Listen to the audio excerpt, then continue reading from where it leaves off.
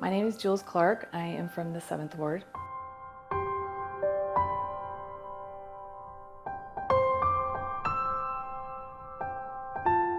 I loved the invitation given by President Lloyd this last state conference.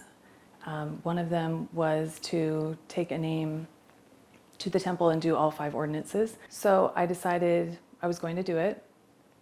And I didn't do anything special as far as like finding the name. I don't really have the time to research finding a name, but I love the Tools app and to find a name there.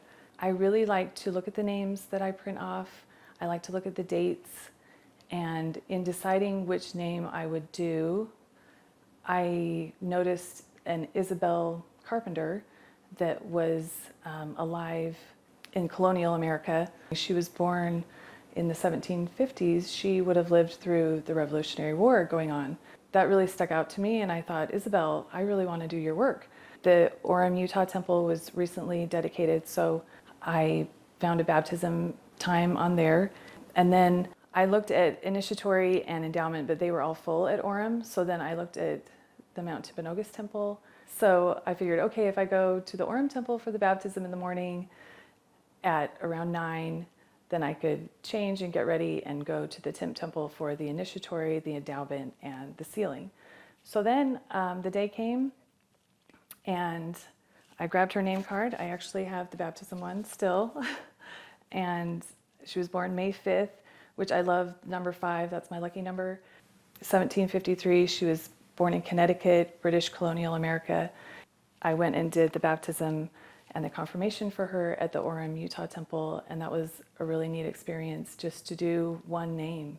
It was really interesting to think about her and to really ponder about her life, and it really became something that she wasn't just a name on a paper, she was a real person. And what kind of life did you lead, and what kind of experiences, what kind of family did you come from? After the confirmation, I went to the Mount Timpanogos temple and did her initiatory work, and then went and did the endowment. Sister Phyllis Peterson, who is also in our ward, was at the veil, and she actually was the one that helped me through the veil, and I thought that was very special. Like, it made it, I just felt that connection with my ward family and to these people beyond the veil, and it was just a really neat experience for me to do this work for Isabel.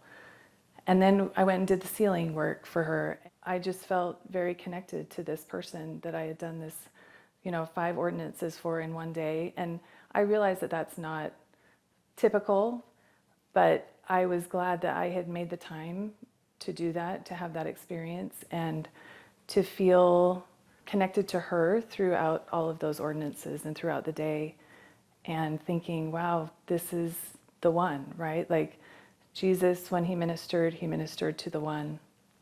And as we do these temple ordinances, we're doing it for the one. Jesus died for the one. He died for me, he died for you, he died for all of us.